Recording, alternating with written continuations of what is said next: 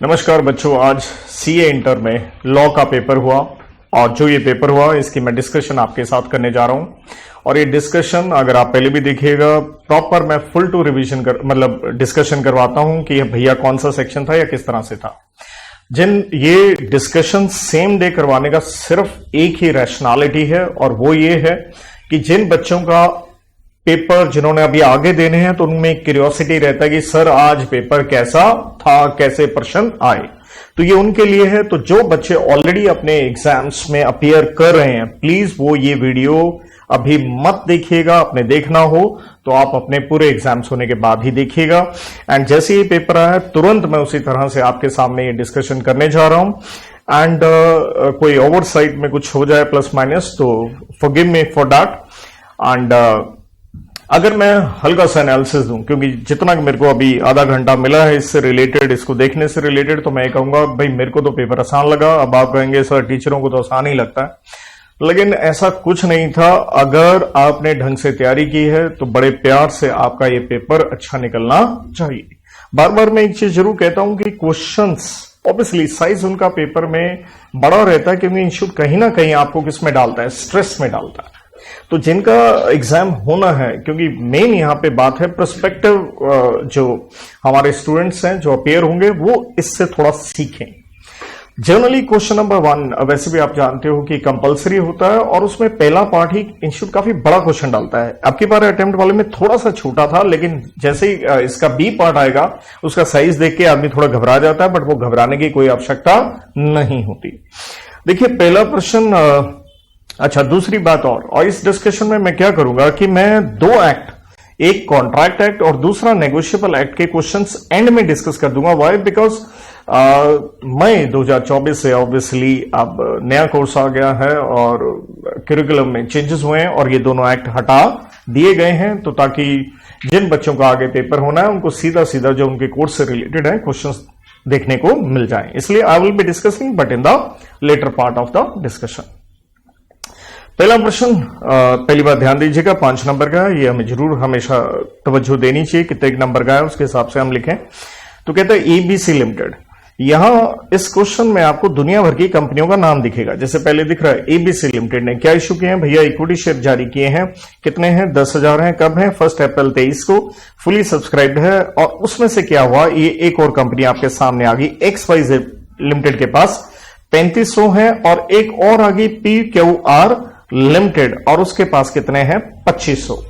That means अगर कुछ holding subsidiary वाला सिचुएशन होगा और ये दोनों ऐड हो जाएंगे तो दोनों मिला के बेटा जी आपके सामने है, ये बन जाएंगे 6000 और 6000 10,000 का हो जाता है 60%। और सब्सिडरी के संबंध के लिए अंडर सेक्शन 2 क्लॉज ऑब्वियसली 87 में हम जानते हैं कि भाई साहब मोर देन क्या चाहिए, दो बातें होती हैं, मोर देन 50% या तो वोटिंग पावर या फिर आप क्या कंट्रोल कर रहे हैं, कंपोजिशन ऑफ व्हाट, BOD आप उसे कंट्रोल कर रहे हैं। आइए आगे बढ़ते हैं। कहते हैं प्रायर टू द इशू, ये इशू करने से पहले एबीसी लिमिटेड ऑलरेडी उसने 20% शेयर किसके ले रखे हैं? MNP के। तो ध्यान दीजिएगा, एक तो यहां बात क्या आ रही है कि इस इशू से पहले के उसने लिया है, एक और कंपनी आके खड़ी होगी। नॉर्मली मैं हाईलाइट वो कर रहा हूं, इतनी सारी कंपनियां यहां दिख रही हैं आपको। फर्दर कहता है XYZ लिमिटेड होल्ड्स 10% MNP के शेयर्स एज व्हाट, ट्रस्टी। तो यहां एक इंटरेस्टिंग क्या दिख रहा है, फिर से MNP आ गई, लेकिन यहां शेयर क्या है? एज ट्रस्टी है। जबकि पहले 20% शेयर क्या थे? आपने खुद ले रखे हैं और 10% आपके पास कैसे हैं? ट्रस्टी के रूप में है। दोनों में सेम है MNP।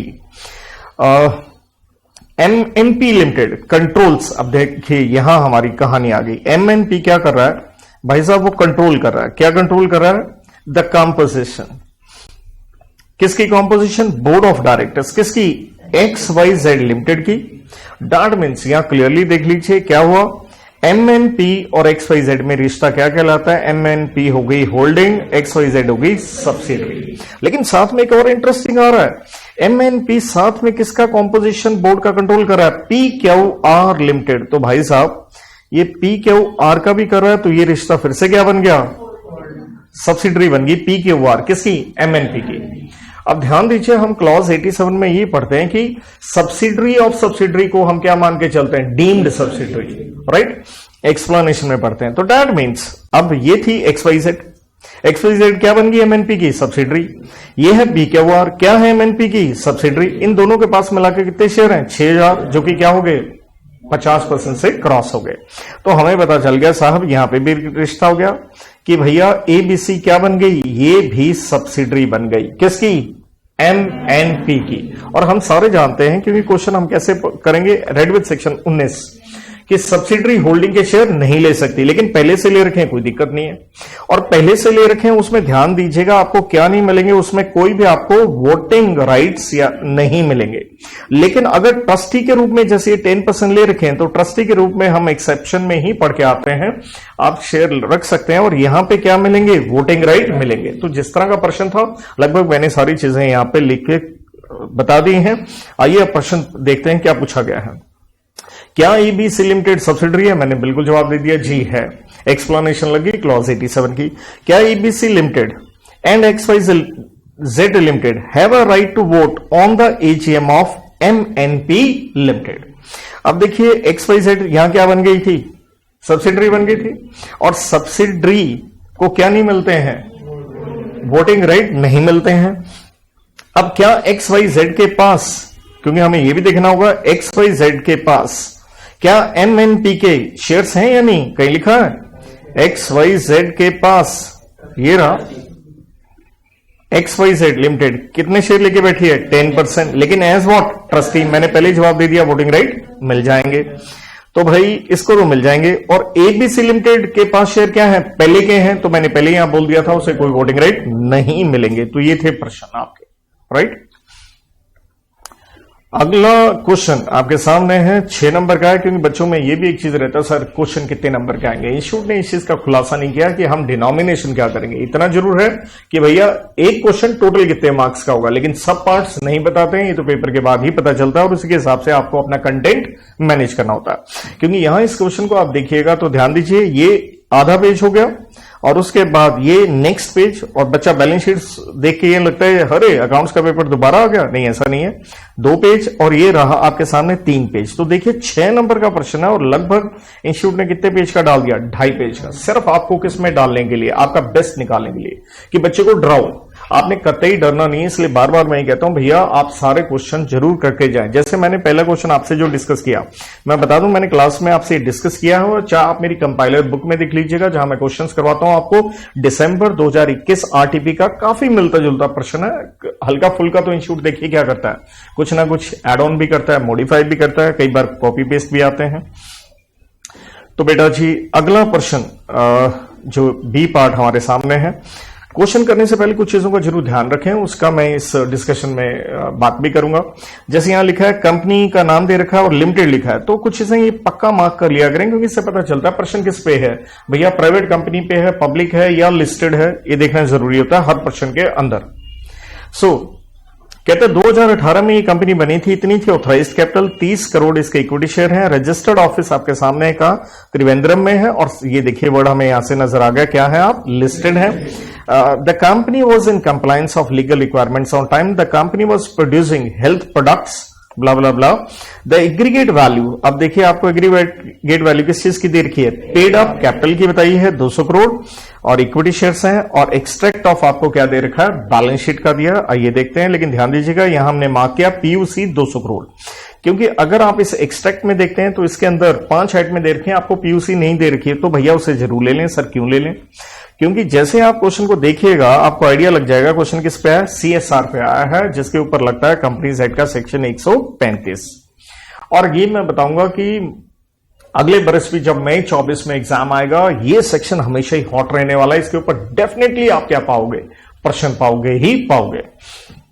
तो देखिए हम CSR से रिलेटेड बड़ा क्लियरली पढ़ के आते हैं। CSR कमेटी उन कंपनियों को बनानी होती है जहां 3 में से कोई भी लिमिट लग रही हो, या तो नेटवर्थ की, या टर्नओवर की, या नेट प्रॉफिट की।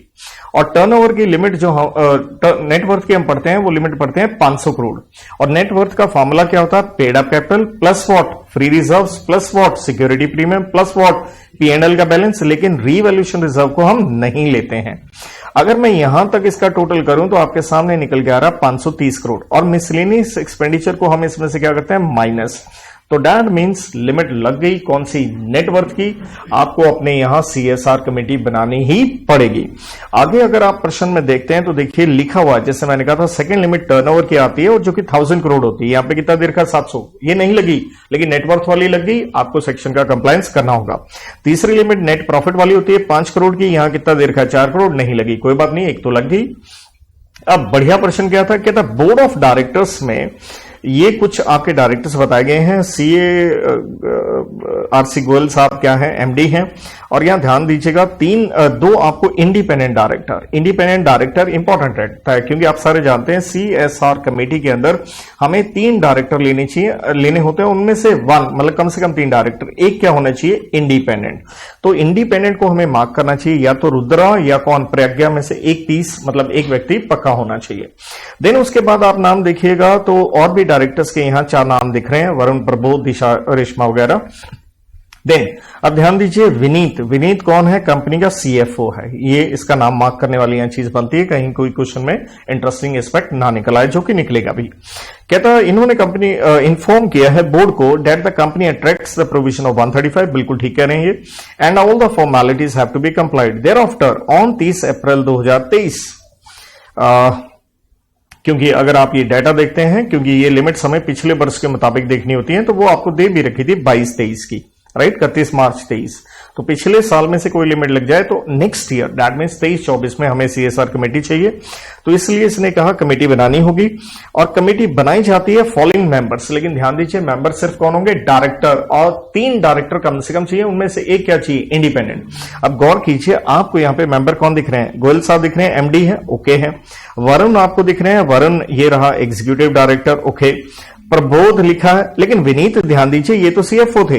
माना यहां क्या हो गए, 3 डायरेक्टर हो गए, लेकिन साहब क्या इसके अंदर रुद्रा या प्रज्ञा है, नहीं है, क्योंकि एक इंडिपेंडेंट हमें चाहिए। वाई, बिकॉज उसका रीजनिंग मैंने पहले बता दिया। यहां पे आप कौन सी कंपनी है, लिस्टेड। दैट्स व्हाई क्वेश्चन को थोड़ा सा, क्योंकि जिनका भविष्य में एक पेपर है वो जरूर इससे सीखिए कि हमें क्वेश्चन में कौन से कीवर्ड्स पहले क्या करने हैं, मैनेज करने हैं। वो नहीं करेंगे तो भैया क्वेश्चन गया। और जैसे ये नाम है बड़े महत्वपूर्ण थे, जैसे यहां मैंने हाईलाइट करके आपको दिखाया। अब प्रश्न क्या पूछा गया है, the company propose list to spend 4% of the average net profit. तो हम जानते हैं सेक्शन कहता है 2% आपने सीएसआर एक्टिविटी में अपने प्रॉफिट का लगाना, आप 4 लगा रहे हैं, बड़ी अच्छी बात है। और ये 3 साल का एवरेज लेना होता है, वो भी लिखा हुआ है, तो ये भी सही है। कहता अब जो आप ये पैसा लगाना चाहते हैं, कहां लगाना चाहते हैं, for the benefit of employees. तो हम क्लियरली पढ़ते हैं कि सीएसआर इसको हम नहीं मानेंगे, तो ये सीएसआर नहीं है, क्योंकि ये तो एम्प्लॉय के लिए होगा। आप पॉलिटिकल पार्टी को डोनेशन दे रहे हैं, ये भी सीएसआर के अंदर नहीं आता है। आप प्राइम मिनिस्टर केयर फंड में डाल रहे हैं, ये सही है। आप महिलाओं बच्चों की एजुकेशन के लिए डाल रहे हैं, सही है, क्योंकि एक्टिविटी एज पर क्या होनी चाहिए, शेड्यूल नंबर 7 होनी चाहिए। तो ठीक है भाई, ये 2 एक्टिविटी क्वालिफाई कर जाएंगी, 2 क्वालिफाई नहीं करेंगी। आगे क्या पूछता है, on the basis of above facts and applying the provisions. आप जवाब दीजिए ऑन व्हाट बेसिस विनीत जो सीएफओ है वो कंक्लूजन पे आए। मैंने पहले बता दिया नेटवर्थ की क्या लग गई, लिमिट लग गई। नंबर 2, कितने मेंबर्स होने चाहिए उस कमेटी में, मैंने बता दिया 3 होने चाहिए। और क्या ये कमेटी कंप्लायंस में नहीं है, क्योंकि इंडिपेंडेंट डायरेक्टर मिसिंग था। अगला क्या होता है, वेदर द एक्टिविटीज प्रपोज्ड, तो मैंने बता दिया 2 तो आपकी सही है एक्टिविटीज, और 2 क्या है यहां पे सही नहीं है। इसके बाद अगला प्रश्न आप देखिएगा तो आपको किसके ऊपर नजर आएगा, वो कॉन्ट्रैक्ट एक्ट के ऊपर आएगा। तो मैंने कहा था इसके ऊपर मैं डिस्कशन बाद में कर दूंगा, क्योंकि अब नए बच्चों के लिए नए कोर्स से ये हटा दिया गया है। और अगला भी देखिए दूसरे एक्ट का, so I am straight way going to the companies act questions. तो बेटा जी बढ़िया प्रश्न है अगला भी, और ये इसमें बढ़िया क्या चीज है वो भी बताऊंगा। कहता है ये एक प्राइवेट लिमिटेड है, अगेन देखिएगा प्राइवेट लिमिटेड है। एजीएम कंपनी अपनी कन्वीन कर रही है, क्योंकि फाइनेंशियल स्टेटमेंट्स आपने क्या करनी है, अप्रूव करनी है, लेकिन due to absence of required quorum नहीं है, मीटिंग कैंसिल हो गया। सब्सिक्वेंटली कंपनी का directors forgot annual return file करना है। तो भाई साहब आप समझ गए सेक्शन कौन सा लग गया, 92 लग गया। एनुअल रिटर्न हर कंपनी को फाइल करनी पड़ती है, और एजीएम होने के कितने दिन में भैया, 60 दिन के अंदर आपको फाइल करनी होती है। चाहे आपकी एजीएम हो या ना भी हो, तब भी आपको along with statement of fact and reasons file करनी होती है। Directors held the believe that 60 days time frame to file the return would not apply क्योंकि एजीएम कैंसिल होगी। नहीं भैया, आपको करना पड़ेगा। क्या वायलेशन हुआ है? यस हुआ है। अब देखिए खतरनाक चीज क्या आती है मेरे मासूम बच्चों, वो ये आती है अगर कंपनी ने ब्रीच किया है provision of act, what are the potential penalties. क्योंकि आज भी पेपर था, एक दो बच्चों ने कहा सर पेनल्टियां तो ऊपर से निकल रही हैं, तो मैंने ये कहा था भैया जितनी मैं स्टार पेनल्टी करवाता हूं जो इंपॉर्टेंट होती है पक्का करें। और ऑब्वियसली जो बच्चे मुझसे पढ़े आप देख लीजिए अपनी कॉपी में भी, क्योंकि सब कुछ हैंड रिटन लिखवाता हूं। एनुअल रिटर्न की पेनल्टी पे एक नहीं 3-3 स्टार मैंने आपको लगवा के दिए थे। तो भैया इसलिए इसकी पेनल्टी आती है, दोनों के ऊपर आती है, company and OID officer in default के ऊपर आती है। और ये पेनल्टी लगती है 10,000 रुपए। लेकिन ध्यान रखने वाली बात है डेली के भी 100 रुपए लगते हैं, 100 रुपए पर डे। लेकिन 100 करके जो मैक्सिमम अमाउंट होगा वो कंपनी के लिए हो सकता है आपका 2 लाख और ओआईडी के लिए होगा ये 50,000 रुपया। That is the maximum limit जो जाएगी। तो that was the interesting part. क्योंकि क्वेश्चन देखिए कितने नंबर का है, 4 नंबर का है। तो स्वाभाविक है क्वेश्चन में 2 हिस्से थे, 2-2 नंबर के हो गए। पेनल्टी नहीं आ तो 2 नंबर गए, क्योंकि जनरली बच्चा ये लेके चलता कि भाई पेनल्टी में छूट जाऊं, तो पेनल्टी के ऊपर पेनल्टी लग सकती है, ये ध्यान रखें। एटलीस्ट इंपॉर्टेंट पक्का करें। देन अगला क्वेश्चन, और वैसे मैं बताऊं इस क्वेश्चन से रिलेटेड कुछ बच्चों ने मुझसे क्योंकि पूछते रहते हैं इंपॉर्टेंट क्वेश्चन या इंपॉर्टेंट सेक्शन जो आएंगे, तो बहुत ज्यादा जो मैंने लिख के दिए थे उसमें से प्रश्न आया है। तो वो चाहे अपने उस व्हाट्सएप में देख सकते हैं, जो सेक्शन मैंने लिख के दिए थे आप देखिएगा, अधिकतर क्वेश्चन आपको नजर आए होंगे। अगला प्रश्न देखिए फिर से क्या है, प्राइवेट कंपनी के ऊपर है और कहता है कंपनी की क्या टर्नओवर बता रखी है 150 करोड़। और ये क्वेश्चन थोड़ा सा उन्होंने इंटरेस्टिंग डाला, सेक्शन 138, इसको देखिए पता चल गया इंटरनल ऑडिट पे ये क्वेश्चन आया, इंटरनल ऑडिट। तो देखिए प्राइवेट लिमिटेड है इसलिए मार्क करना जरूरी था, क्योंकि प्राइवेट लिमिटेड को इंटरनल ऑडिट कब करवाना होता है, क्योंकि टर्नओवर की उनके यहां लिमिट क्या है 200 करोड़, ये तो लगी नहीं। लेकिन दूसरी क्या है लोन वगैरह की लिमिट जो हम पढ़ते हैं मोर देन 100 करोड़, लेकिन यहां क्या नजर आ रहा है 75 करोड़। लेकिन यह इंटरेस्टिंग चीज क्या था, कहता टोटल लोन था 110 करोड़ का पिछले साल, जिसमें से 35 करोड़ का क्या कर दिया रीपे। इसलिए देखिए मैंने इतनी तवज्जो दी थी कि ये 100 करोड़ की जो लिमिट देखते हैं कैसे देखते हैं, at any point of time, at any point of time, कब, ड्यूरिंग प्रोसीडिंग फाइनेंशियल ईयर। तो पिछले साल एक बार तो आप किसके अंदर आ गई 110। तो ये है टेक्निकलिटी। तो ध्यान दीजिएगा, जो मोटा मोटा बच्चे प्रोविजन याद रख लेते हैं उससे काम नहीं चलेगा भैया। आपको जो उसकी टेक्निकलिटीज है, this is a CA paper कि बिल्कुल लेके चलेगी हाँ जी सीधा सीधा प्रश्न आ जाए, ऐसे नहीं आते हैं। तो जिनका भविष्य में पेपर जिन्होंने देना है वो इस चीज को मद्देनजर रखें, मेहनत अच्छी करनी पड़ेगी। और वैसे बता दूं मैं सारी ये जितनी भी मॉनेटरी लिमिट्स हैं इनके इवन चार्ट बना करके आपको लेक्चर भी इसके ऊपर डिलीवर किए हुए हैं। सो कहता कंपनी के बोर्ड ने क्या किया है, डेलीगेट किया है अथॉरिटी किसको, सीईओ को, कि आप एक डेजिग्नेट करें internal auditor. However CEO believes that the company is not legally obligated. तो भैया इंटरनल ऑडिट करवाना पड़ेगा क्योंकि लिमिट लग गई है। Analyse the accuracy of the CEO. What would be a response if the board of directors appointed CS या secretary कह लीजिए, सेक्रेटरी को बना दिया आपने इंटरनल ऑडिटर। तो हम 138 में क्लियरली पढ़ के आते हैं कि internal auditor need not be an employee of the company. Employee हो भी सकता, नहीं हो सकता। और इंटरनल ऑडिटर आप किसको बना सकते हैं, चार्टर्ड अकाउंटेंट, कॉस्ट अकाउंटेंट, और ये था तीसरा इंपॉर्टेंट पॉइंट अदर प्रोफेशनल। तो भैया ठीक है सीएस आप उसे बना सकते हैं। नेक्स्ट प्रश्न आपको इंटरप्रिटेशन पे नजर आता है और देखिए effect of what, usage, custom और प्रैक्टिसेस। तो ऑब्वियसली ये हम क्या पढ़ के आते हैं, एक्सटर्नल एड। तो 3 नंबर का प्रश्न है भैया, एक्सटर्नल एड है तभी हम ये रेमेडी यूज करते हैं if the internal aid remedies are exhausted and still the ambiguity persist. तो यूसेज आप जानते हैं परंपराएं ये वो, और इंटरेस्टिंग उसमें हमने ये भी कहा था नोटोरियस जो परंपराएं हैं अगर लेजिस्लेचर ने उसे कुछ उससे रिलेटेड लॉ नहीं लेके आया, उनका वो इनएक्शन बताता है कि it receives the banking of judiciary, right. तो इसलिए उसको हिस्सा हम लेके चलेंगे। अगला प्रश्न, लेकिन ये कंपनी से कह लीजिए उस पर नहीं था, ये नेगोशिएबल पे था, तो इसलिए उससे नेक्स्ट मूव कर रहा हूं मैं।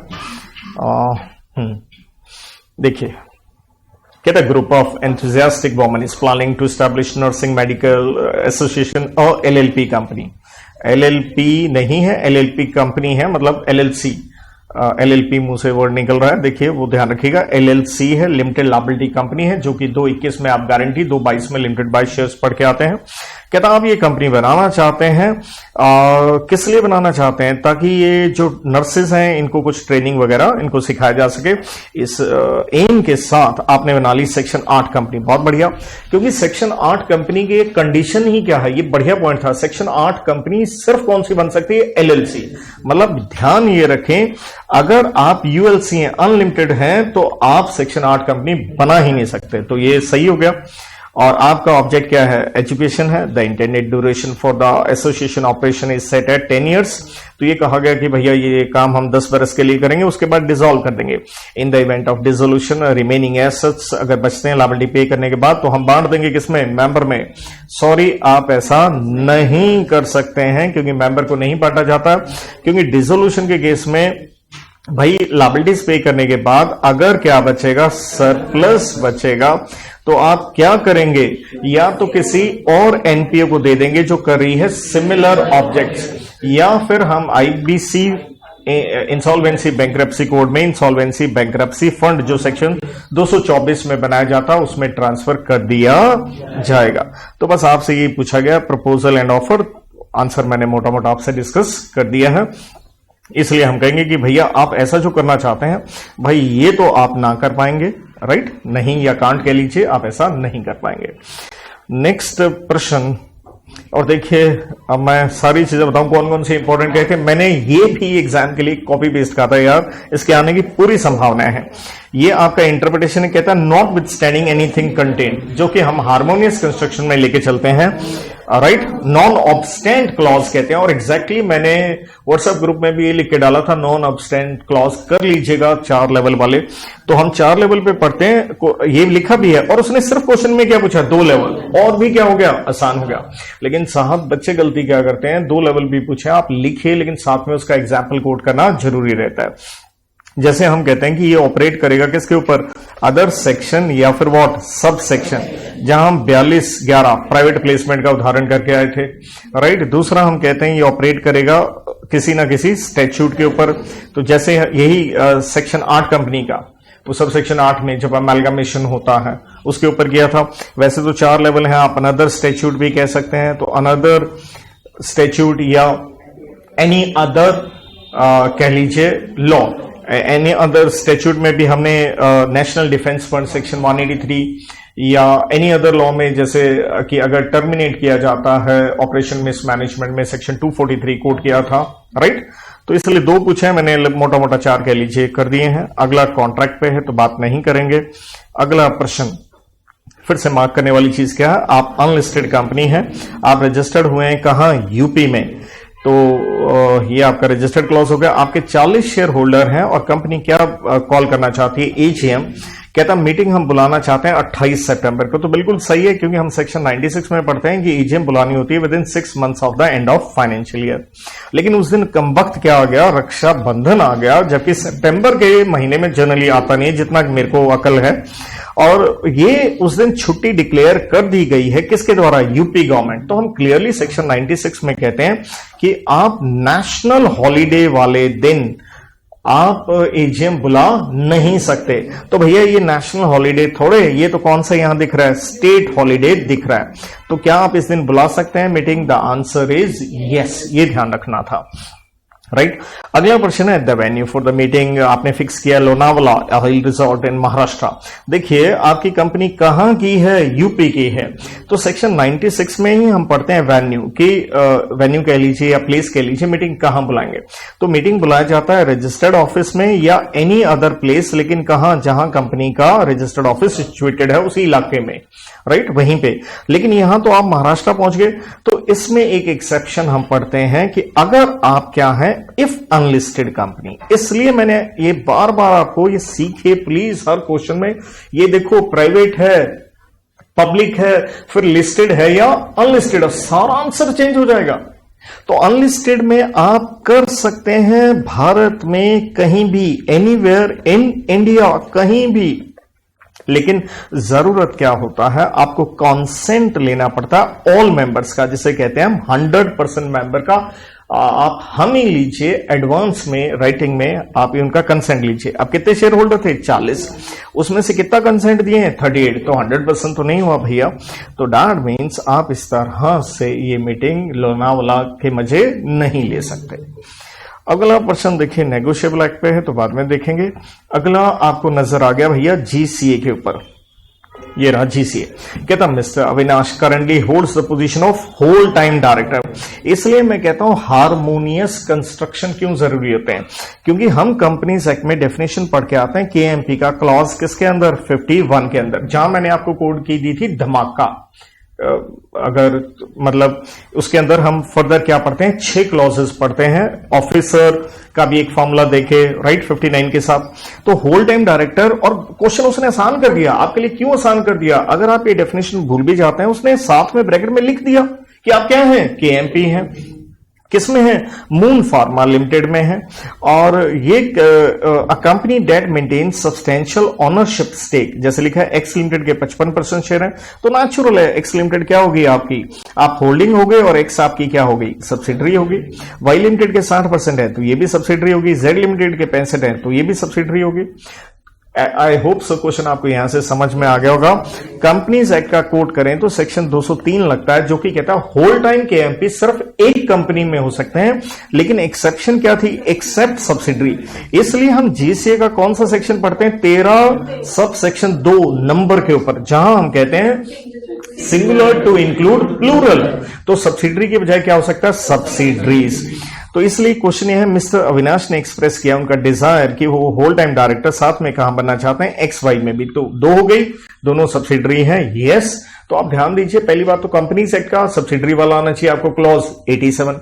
दूसरा खतरनाक क्या चीज था? अगर वो ब्रैकेट में नहीं लिखता तो आपको केएमपी की डेफिनेशन आनी ही चाहिए। ये मैं उन बच्चों के लिए जिनका एग्जाम कहां होगा? भविष्य में होगा। क्योंकि इंस्टीट्यूट क्या करता है? हर बरस कुछ ना कुछ इंट्रिकेट क्वेश्चन लेके आएगा, सेम क्वेश्चन ले आएगा, लेकिन वहां ब्रैकेट में नहीं लिखा तो आप लोग अटक सकते हैं। तो ये जरूर सीखिए। 4 नंबर का प्रश्न था ये। तो अगला प्रश्न अगेन कंपनीज एक्ट पे है, साफ लिखा है आप क्या है? पब्लिक कंपनी है। आप 26 नवंबर 95 में बने हैं। पीयूसी बता रखी है आपकी 25 करोड़ की, और फाइनेंशियल रिजल्ट्स में बताया गया है 2022 में कि कंपनी का नेटवर्थ 120 करोड़ है और टर्नओवर है 350 करोड़ का। आई थिंक क्वेश्चन को देखते ही बच्चे को जब आइडिया लग जाता है कि ये क्वेश्चन पूछा किस पे गया है, ये क्वेश्चन पूछा गया भैया डिपॉजिट्स पे। तो डिपॉजिट्स हम पढ़ते हैं सेक्शन 73 से 76A। आप पब्लिक कंपनी दिख रहे हैं आप, तो हम समझ गए ये लगा रूल नंबर 21E, जिसमें हम पढ़ते हैं इलिजिबल पब्लिक कंपनी, जो पब्लिक से डिपॉजिट के रूप में पैसा उठा सकती है। लेकिन फिर हम वहां क्या पढ़ते हैं? 2 लिमिट, नेटवर्थ वाली लिमिट 100 करोड़ की, या फिर टर्नओवर वाली लिमिट कितने की? 500 करोड़ वाली पढ़ते हैं। तो यहां देखिए हमारे पास क्या दे रखा था? नेटवर्थ निकालनी है तो पीयूसी है, लेकिन निकालने की जरूरत नहीं, उसने नेटवर्थ कितनी बता दी? 120 करोड़। तो दैट मींस आप क्या बन गए? इलिजिबल कंपनी बन गए। आप पब्लिक से डिपॉजिट उठा सकते हैं। माना टर्नओवर 350 करोड़ है, ठीक है, ये नहीं लगी, ये तो लगी लिमिट। सो अब प्रश्न क्या है? The company proposed to accept deposits which would be due for repayment on 30th September 27. Now that's the great point coming up, kids. आप 1 नवंबर 2022 को पैसा उठा रहे हैं, लेकिन आप लौटाना कब चाहते हैं? 2027। मोटा मोटा आइडिया लगा लीजिए कि जो टेन्योर क्या बन रहा है? लगभग 5 साल बन रहा है। माना पूरे 5 साल नहीं बन रहे हैं, 1 महीना क्या हो रहा है? कम हो रहा है। और यहां जब इतना, और हम साफ जानते हैं कि डिपॉजिट आप मैक्सिमम कितने महीने का उठा सकते हो? 36 महीने, या कह लो कितने का? 3 साल का। तो आपका ये टेन्योर हो नहीं सकता। आगे क्या पूछ रहा है? Besides company accepts a loan of 1.5 crore from mister Seth who is the director and the loan is expected to be repaid after what? 24 months. ठीक है, आप अपने डायरेक्टर से पैसा ले सकते हैं। तो यहां ये एक बढ़िया पॉइंट आ गया, क्योंकि हम क्या पढ़ के आते हैं? हम रूल नंबर 21C, जो कि हम पढ़ते हैं डिपॉजिट की डेफिनेशन अंडर सेक्शन 2 क्लॉज 31 के अंदर, कि कुछ चीजों को हम डिपॉजिट नहीं मानेंगे। चाहे आपने क्या लिया है, कहने को डिपॉजिट, लेकिन डिपॉजिट नहीं मानेंगे। तो उसमें हम पढ़ते हैं आपने अगर डायरेक्टर से क्या उठाया? पैसा उठाया है, और इसे रिकॉर्ड किया है बुक्स में क्या? As a loan. कोई बात नहीं। At the time of advancing loan, लेकिन हम कंडीशन क्या पढ़ते हैं कि जो डायरेक्टर है वो राइटिंग में क्या दे, एक डिक्लेरेशन दे कि वो जो पैसा उसने लिया है, जैसे इसने कहा that such amount is not given out of funds acquired by him by borrowing और एक्सेप्टिंग लोन और डिपॉजिट्स फ्रॉम अदर्स। ये डिक्लेरेशन देनी होती है, मैंने किसी और से पैसे लेके नहीं दिए हैं। तो उसने दी है डिक्लेरेशन, तो नेचुरल है ये क्या नहीं बना, डिपॉजिट नहीं बना। नहीं दी होती तो क्या बन जाता, डिपॉजिट। अब पूछा क्या गया है, क्योंकि ये प्रश्न था 4 नंबर का, 2 प्रश्न आपकी स्क्रीन पे है। क्या कंपनी एलिजिबल है? बिल्कुल मैंने बता दिया, आप एलिजिबल कंपनी बन गए। कहता क्या क्राइटेरिया होगा अगर आप इस तरह से लोगों से पैसे उठाना चाहते हैं? तो नेचुरल है, पब्लिक कंपनी पब्लिक से पैसा उठाती है तो सेक्शन 676 का क्या करना है, आपने कंप्लायंस करना है। टेन्योर मैंने आपको पहले ही बता दिया। With reference to the loan advanced by mister Seth, क्या इसे डिपॉजिट मानेंगे या नहीं? तो ये भी मैंने आपको बता दिया भैया नॉट, राइट, क्योंकि रूल 2(1)(c) लग गया। इसके बाद next question, Majboot cement limited, again public company का क्वेश्चन है। कहता is known for its hassle free and home building solutions, it's a unique product tailor made for Indian climate condition, sustainable operations, MCL incorporated in 2000 with dash capital according to the financial statements. PUC दे रखी है 600 crore, free reserve आपको दे रखे हैं 650 करोड़ के। Company का registered office new Delhi में है, बट अराउंड 15% मेंबर कहां रहते हैं, फरीदाबाद में। दरअसल क्वेश्चन आदमी को पूरा ही नहीं पढ़ना पड़ता, अगर आपने ढंग से पढ़ा कि 4 लाइनें पढ़ के पता चल जाता क्वेश्चन किस पे आया। तो देखिए क्वेश्चन आया है आपका सेक्शन नंबर 94 के ऊपर। तो भाई 15% वहां रहते हैं, तो कहता कंपनी क्या करना चाहती है, रखना चाहती है अपने रजिस्टर ऑफ मेंबर कहां, फरीदाबाद में। तो देखिए रजिस्टर ऑफ मेंबर हम क्लियरली पढ़ के आते हैं कि कहां रखने होते हैं, एट रजिस्टर्ड ऑफिस। लेकिन हम एक्सेप्शन पढ़ते हैं, क्या एक्सेप्शन पढ़ते हैं, एक्सेप्शन में ये पढ़ते हैं किसी और जगह भी रख सकते हैं अगर वहां कितने मेंबर रहते हैं, मोर देन 10% या 1/10 के लीजिए। लेकिन साथ में क्या पास करना होगा, स्पेशल रेजोल्यूशन। यहां देखिए 15% लिखा है, तो फरीदाबाद में आप रख सकते हैं, लेकिन हमें क्या देखना होगा, SR पास हुआ है या नहीं। तो आगे MCL is planning to extend business operations, इसलिए कंपनी ने 200 करोड़ का क्या उठाया है, एक लोन उठाया है, और फिर 125 करोड़ का एक वर्किंग कैपिटल लोन भी उठाया। जैसे लोन आप देखना स्टार्ट करते हैं तो क्वेश्चन क्या डाला इंस्टीट्यूट ने, इंस्टीट्यूट ने क्वेश्चन डाल दिया 2 अलग अलग चैप्टर्स का हार्मोनियस करते हुए। क्योंकि सेक्शन जब 94 आप देखते हैं तो ये आता है चैप्टर नंबर 7 में, मैनेजमेंट एंड एडमिनिस्ट्रेशन। और जैसे आप यहां देखेंगे वर्ड क्या नजर आ गया, चार्ज। तो चार्ज आता है भैया आपका चैप्टर नंबर 6 में, सेक्शन नंबर 77 से 87 के अंदर। तो इसलिए एक ही क्वेश्चन में आप देख रहे हो अलग अलग इस तरह से प्रश्न, ऑब्वियसली केस स्टडी में तो होते हैं। तो बेटा जिनके पेपर आगे होने, अगर आप सोचें कि मैं मोटा मोटा पढ़ लूं या फाउंडेशन की तरह हो जाऊं, तो बेटा ऐसा नहीं हो पाएगा, मेहनत आपको अच्छी करनी पड़ेगी। तो देखिए 2 लोन लिए थे, एक पहला उसने साफ लिखा है क्या था, टर्म लोन था, दूसरा क्या था, वर्किंग लोन था। और यहां डेट महत्वपूर्ण होगी क्योंकि हमें क्या करवानी पड़ती है, सेक्शन 77 में चार्जेस की रजिस्ट्रेशन करवानी होती है, और समय क्या होता है 30 दिन। लेकिन 30 दिन ना करो तो एक्सटेंशन 30 का मिल जाता है, लेकिन आपको क्या देनी पड़ती है, एडिशनल फीस। अगले 30 में भी ना करो, एक 60 दिन का और एक्सटेंशन मिल जाता है, यहां देनी पड़ती है एड वोल्ड्रम फीस। तो टोटल आपके पास समय इस तरह से 3 लेवल पे 120 दिन का बनता है, और एक्सटेंशन कौन देता, ROC। कुछ ऐसे प्रश्न हमें दिखने वाला है। पहली बात क्या कहता है, बढ़िया पॉइंट देखिएगा, कहता है जब आपने ये लोन उठाए तो चार्ज क्रिएट किसके ऊपर किया, ऑन ऑल द एसेट्स। देखिए अगर डेफिनेट एसेट होता है तो हम कहते हैं कौन सा चार्ज क्रिएट हुआ, फिक्स चार्ज। और अगर फ्लक्चुएटिंग एसेट्स हैं, जैसे आप करंट एसेट्स भी कहते हैं, तो हम कहते हैं उसे फ्लोटिंग चार्ज। 2 चार्ज होते हैं, ऑल एसेट्स हैं तो नेचुरल चार्ज कहेंगे, तो हम कौन सा कहेंगे, हम इसे फ्लोटिंग चार्ज ही कहेंगे। क्वेश्चन में क्या लिखा है, company fail to get the charge registered with the ROC within the prescribe time. तो पहला तो 30 दिन का था, ROC ने क्या दिया है, ग्रेस पीरियड, जो कि मैंने बताया आपको पहले 30 दिन का दे सकता है in respect of application. However still आपने नहीं किया ग्रेस पीरियड में भी, और आपने रजिस्ट्रेशन कब कराई, डेट देखिएगा 18 अगस्त। अब कंप्यूट करना पड़ेगा आपको, क्या आप एक्सटेंशन नंबर पहली के अंदर आए हैं या एक्सटेंशन नंबर 2 के अंदर आए हैं। तो जब आप डेज इस तरह से काउंट करना स्टार्ट करते हैं, ऑब्वियसली जो पहला तारीख है 18 जून वाला, वो दिन आप छोड़ेंगे तो जून के कितने हो गए भैया, 12। तो पता होना चाहिए जून में 30 दिन होते हैं। और भैया उसके बाद जुलाई के कितने हो गए, 31 हो गए, ठीक है जी। और उसके बाद आपने कब दिया है, 18 अगस्त को। तो उसके बाद अगस्त के भी अगर आप 17 एक बार पकड़ लेते हैं, राइट, क्योंकि आप 18 को गए हैं, ध्यान दीजिएगा, तो यहां पे आपका ये 60 डेज बन रहा है। तो दैट मीन्स आप कब गए हैं, 61st डे गए हैं।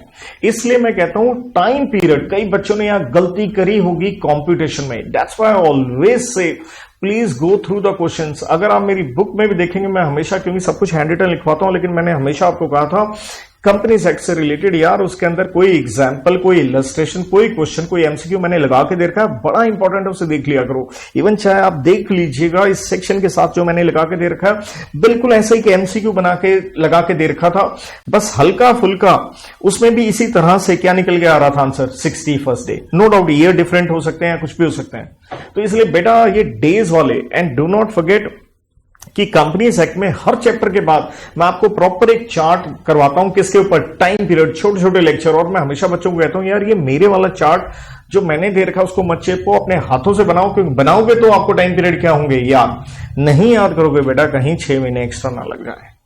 तो भैया ये 61st डे है, तो दैट मीन्स हो सकता है, लेकिन क्या देनी पड़ेगी, एड वॉलरम फीस, नॉर्मल फीस नहीं, एडिशनल नहीं, एड वॉलरम। तो ये था क्वेश्चन का अच्छा हिस्सा। और अगर हम इस क्वेश्चन को देखते हैं तो देखिए साइज काफी बड़ा, 5 नंबर का है, क्योंकि खत्म नहीं हुआ, अगले पैरे में नई कहानी आ रही है। कहता कंपनी ईजीएम करना चाहती 10 सितंबर को, रजिस्टर्ड ऑफिस में करना चाहती, इसके लिए क्या दिया है, नोटिस 22 अगस्त को।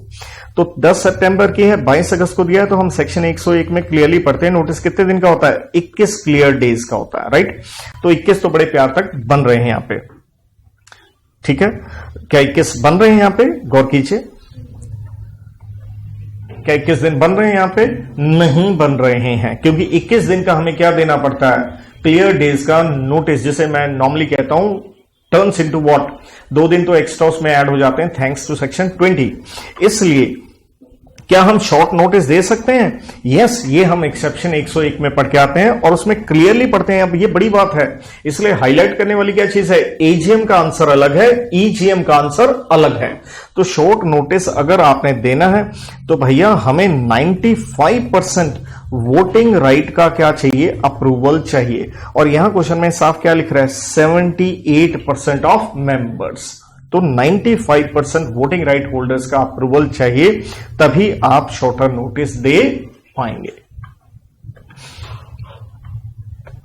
तो क्वेश्चन में यही पूछा गया, कंपनी वो रजिस्टर कहां रखना चाहती, पहले जवाब दे दिया, चार्ज वाला भी दे दिया और ये शॉर्टर नोटिस दे दिया। ध्यान दीजिए 5 नंबर का प्रश्न था, कितना धुआं निकाल रहा है क्वेश्चन, क्योंकि कितनी चीजें होगी इसमें, 3 चीजें होगी, 3 सेक्शन लगे। सो इसलिए आप सोचेंगे पेपर बड़ा इजी आएगा, नहीं। और पेपर हैंडल कैसे होगा, बेटा तभी हैंडल होगा अगर आपने क्या करी है, मेहनत करी है।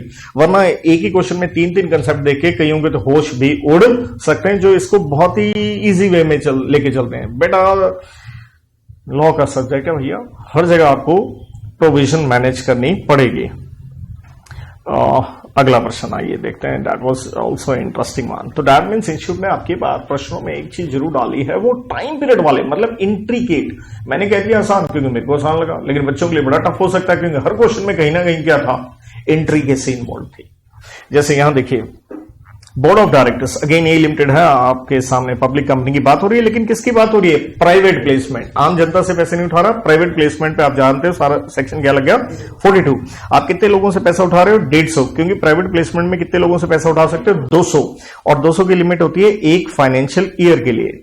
तो कहता आपने 150 लोगों से पैसा उठाया और इसके लिए एसआर पास किया, यस, 42 में एसआर आपको पास भी करना होता है। अब कहता है एप्लीकेशन मनी मिली है, कब मिली है, 15 अप्रैल, ये है ग्रेट डे। क्यों, क्योंकि हम क्लियरली पढ़ के आते हैं, आपको एप्लीकेशन के मिलने के 60 दिन के अंदर क्या करनी होती है, अलॉटमेंट करनी होती है 60 दिन में। तो टाइम पीरियड पे बड़े क्वेश्चन ये इंटरेस्टिंग है। और 60 दिन में अलॉटमेंट नहीं करी है तो आपने क्या करना होता है, रिफंड। और रिफंड के लिए क्या होते हैं, नेक्स्ट 15 दिन होते हैं, अगले 15 दिन में पैसा क्या करो, वापस करो। और अगर आपने ये पैसा वापस नहीं किया तो भैया इंटरेस्ट देना पड़ता है कंपनी को 12% पर एनम। इसलिए जो मुझसे पढ़े होंगे ध्यान दीजिएगा, जब जब इंटरेस्ट एलिमेंट आते हैं अलग अलग सेक्शनों में, हर सेक्शन के साथ मैं पिछले को क्या देता हूं, हार्मोनियस, राइट। और ये इंटरेस्ट, और मैंने यहां पे बड़ी मेहनत करके आपको अच्छे से बताने की कोशिश की थी, जो इंटरेस्ट लगेगा वो कहां से लगेगा, फ्रॉम 61st डे, या लॉ के वर्डिंग इस्तेमाल करें आफ्टर एक्सपायरी ऑफ 60 डेज। तो जनरली गलती क्या कर सकता है बच्चा, इंटरेस्ट लगा सकता है 75 दिन के बाद, जबकि इंटरेस्ट कहां से लगेगा 60 दिन के बाद। तो आइए क्वेश्चन देखते हैं। कहता कंपनी ने अलॉटमेंट नहीं करी, कौन सी डेट तक, 31 जुलाई, तो 60 दिन था, राइट। तो देखिए अप्रैल का आधा महीना हो गया, जून का हो गया, जुलाई का हो गया, साफ हमें दिख रहा है टाइम पीरियड क्या हो गया, 60 दिन वाला खत्म होके और ऊपर चले गए आप। तो यहां तो आपको रिफंड मानना था, लेकिन instead during this period the company utilized the application money for payment of dividend। अरे डिविडेंड कैसे दे सकते हो, क्योंकि हम साफ कहते हैं एप्लीकेशन मनी का पैसा आपने कहां रखना होता है, आपने सेपरेट बैंक अकाउंट में ये पैसा रखना होता है, क्योंकि अलॉटमेंट में आप इस्तेमाल कर सकते हैं या आपको क्या करना पड़ेगा, रिफंड करना पड़ेगा। तो आप डिविडेंड उसमें से नहीं दे सकते हैं। कुछ मेंबर्स ने इसका ऑब्जेक्शन किया कि अलॉटमेंट सही नहीं है, कंपनी लायबल है 15% ब्याज से। नहीं भैया 15 तो नहीं मिलेगा, कितना मिलेगा, 12 मिलेगा। आपसे वैलिडिटी पूछी है, वो सारी मैंने आपको बता दी है।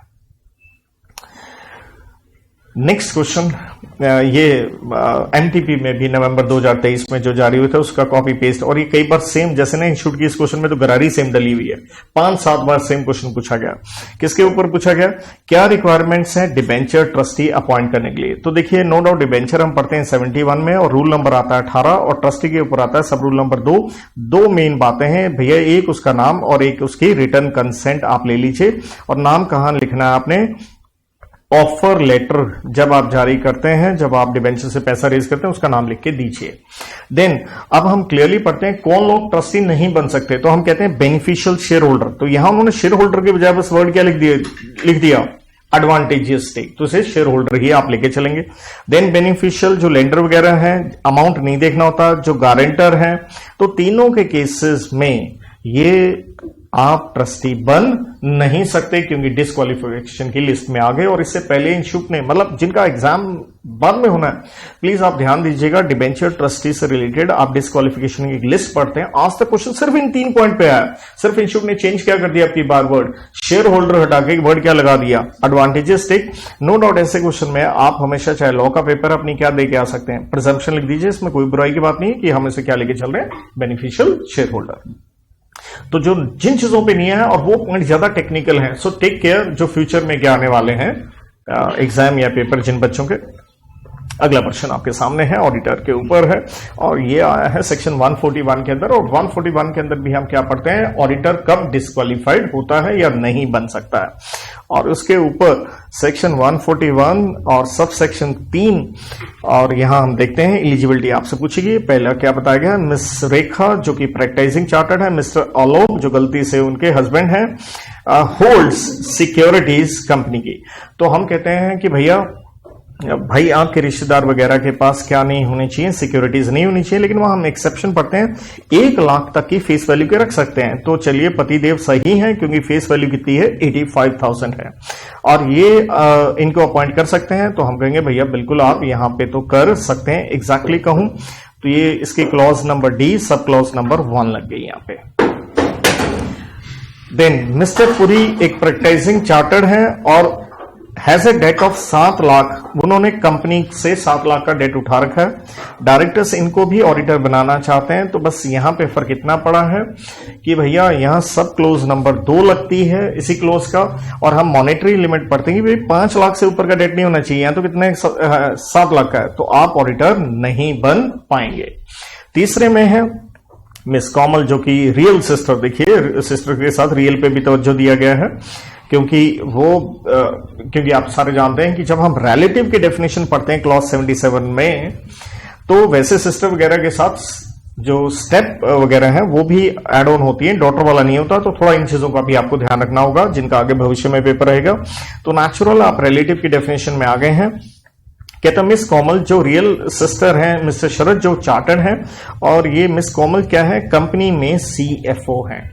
और इसलिए ये भी पता होना चाहिए कि सीएफओ भी किसकी डेफिनेशन के अंदर आता है, KMP. That is the technicalities you have to handle. तो हम सिंपली कहते हैं आपका रिश्तेदार अगर कंपनी का डायरेक्टर या केएमपी है तो आप ऑडिटर बन नहीं सकते। तो ये केएमपी बन गया भैया, इसलिए सेक्शन 2 क्लॉज 51 में आपको केएमपी की डेफिनेशन आनी ही चाहिए। देन कंसीडर कर रहे हैं, तो एज आई सेड आप नहीं बन पाएंगे। और यहां पे क्लॉज नंबर एफ लग जाती है 141 सबसेक्शन 3 क्लॉज नंबर एफ। इसके बाद अगर आप देखिए डॉक्ट्रिन ऑफ नॉसिटोरोसिस, मैं इसको देख के इतना हैरान हो रहा हूं कि भगवान ने भी कुछ सुनी है, सेम मैंने ये लिख के दिया, भाई अब की बार ये कर लेना, नॉसिटोरोसिस। तो इसी के ऊपर आपको क्वेश्चन आया। क्वेश्चन कैसे आया है? एग्जाम्पल के रूप में पहले तो कंसेप्ट पूछ लिया, तो आप सारे जानते हैं किसके अंदर आता है इंटरप्रिटेशन में, ये सेकेंडरी रूल के अंदर आ जाता है, राइट। तो वो सारा उसके बारे में लिख दीजिए। और एग्जाम्पल की, क्योंकि ऑब्वियसली इसके अंदर हम क्या बात करते हैं, एसोसिएटेड वर्ड्स की बात करते हैं। और एग्जाम्पल के रूप में याद करें तो देखिए हमने क्लास में 2 केस किए थे, DM Surti versus state of Gujarat, जहां वो डिस्पेंसरी वगैरह, ट्रेड, बिजनेस, प्रोफेशन। दूसरा था कमिश्नर वर्सेस सेवॉय होटल वाला केस, जहां पे हमने कहा था फ्रेश जूस अलग है फ्रूट जूस के अलावा, बस वही लिखना भैया। तो इसके साथ ये क्वेश्चन हमारे iOS, GCA and companies act पे क्या होते हैं, समाप्त होते हैं। तो आइए अगला क्वेश्चन हमारे सामने कॉन्ट्रैक्ट एक्ट के ऊपर है। मिस्टर आर ने लोन दिया है टू मिस्टर डी और 3 को श्योरिटीज हैं और तीनों ने अलग अलग अमाउंट के लिए श्योरिटी दी है आपके सामने, 10,000, 20,000, 40,000। मैं इस सेक्शन के ऊपर क्लास में भी कहता रहा और इंपॉर्टेंट में मैंने डाल के छोड़ा था कि 147 में को श्योरिटीज लायबल होते हैं, किसमें, डिफरेंट सम्स में, अलग अलग अमाउंट, लेकिन ध्यान क्या रखना है, वो इक्वली क्या होंगे, लायबल होंगे up to their what, maximum limit. इसलिए चाहे 10, 20, 40, 70,000 हो गया, लेकिन जो डी है उसका फेलियर रहा और कितने का रहा, 42,000 का। इसलिए जब हम तीनों की लायबिलिटी निकालते हैं एक्स वाई जेड की, तो ध्यान दीजिए 42,000 है तो 10,000 तक तो तीनों में क्या आ जाएगा, सेम। इससे बन गया टोटल 30, 42 में से 30 गया, पीछे बचा 12,000। तो 12,000 अब आप किस में डाल दीजिए, वाई एंड जेड में इक्वल 6,000 करते हुए। तो ये आ गई इनकी लायबिलिटी, क्योंकि वाई का 6 डालने से टोटल कितना बना, 16 ही हुआ, 20 की लिमिट उसने भी क्रॉस नहीं करी। नेक्स्ट क्वेश्चन आपके सामने नेगोशिएबल एक्ट के ऊपर है और पूछा गया है मैच्योरिटी डेट के ऊपर।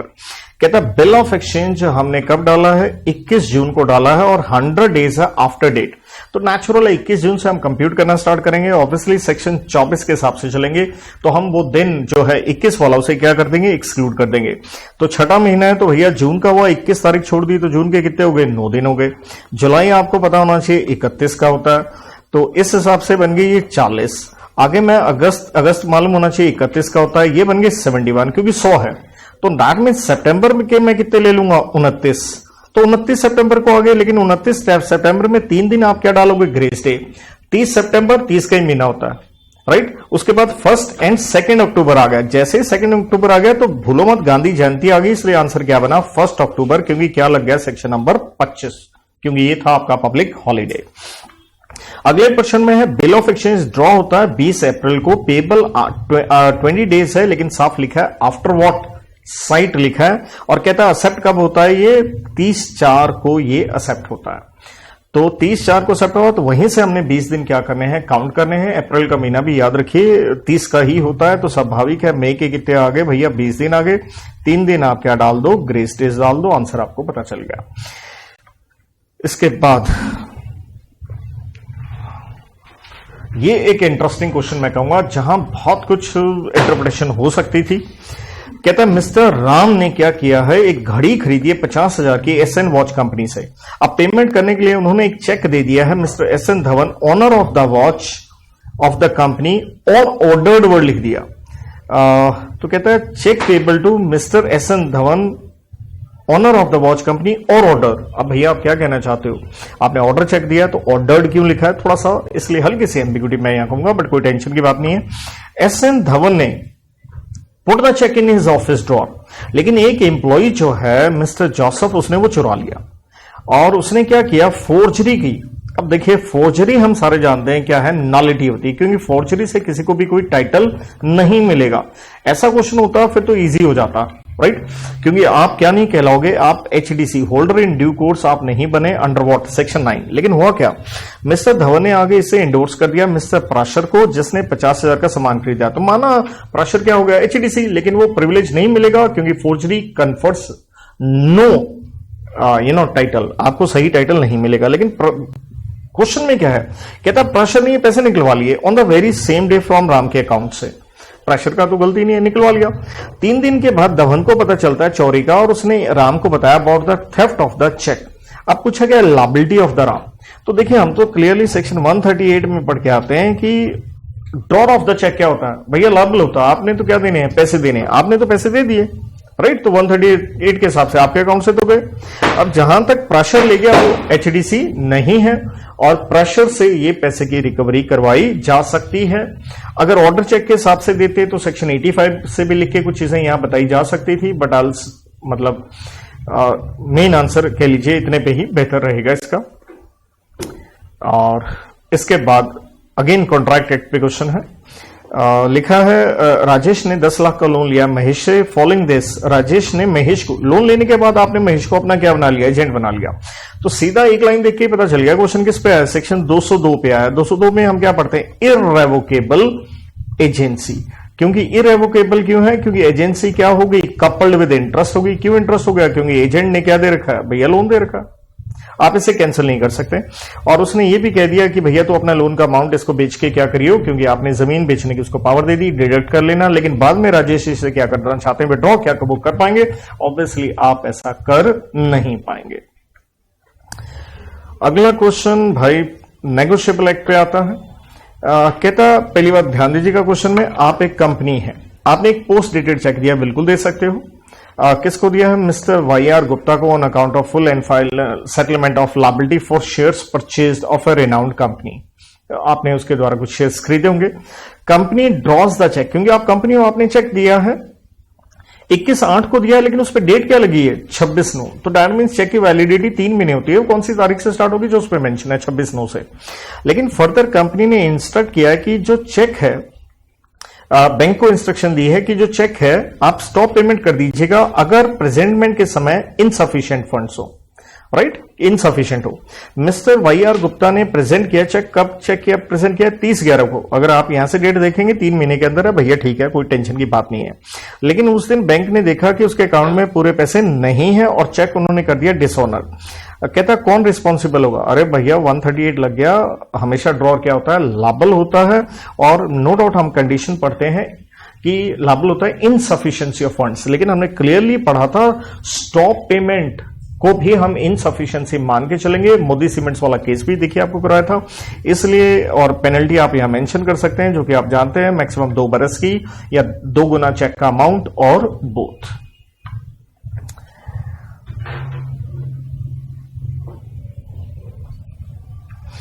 इसके साथ I think we are to the last question, और ये इजी क्वेश्चन था। सब एजेंट और सब्स्टिट्यूटेड, कहता है दोनों को अपॉइंट करता है एजेंट, लेकिन कुछ डिफरेंस है, कहता वो बता दो। और सिर्फ कितने पूछे गए हैं आपसे, 3 नंबर का ये प्रश्न था देखिए, और सिर्फ उसने 3 पॉइंट पूछे हैं। भैया इससे आसान तो कुछ हो नहीं सकता। वैसे भी मैंने क्लास में आपको कोड की से करवाया था, पीसी और दिल्ली रेलवे लाइंस अगर आप याद करो। बाकी मेन तो आप क्या कर सकते हो, सब एजेंट के, ऑब्वियसली मोटा मोटा हम कहें तो ये आता है सेक्शन 190 से लेके कि सब एजेंट इज अ डेलीगेटी, क्योंकि agent is a delegatee and he further can not delegate. 190 से लेके 193 तक हम पढ़ते हैं। एक्सेप्शन भी थी जब वो वैलिड हो सकता है। और सब्स्टिट्यूटेड हम कहां पढ़ते हैं, मेनली 194 में एंड साथ में 195। तो ये डायरेक्ट प्रश्न था, इससे आसान नहीं हो सकता। तो भाई मेरी तरफ से ये डिस्कशन यहां समाप्त होती है। आप लोगों के पेपर चल रहे हैं, तो wish you all the best. जो भी आपके आगे पेपर होने हैं, take good care. Thank you.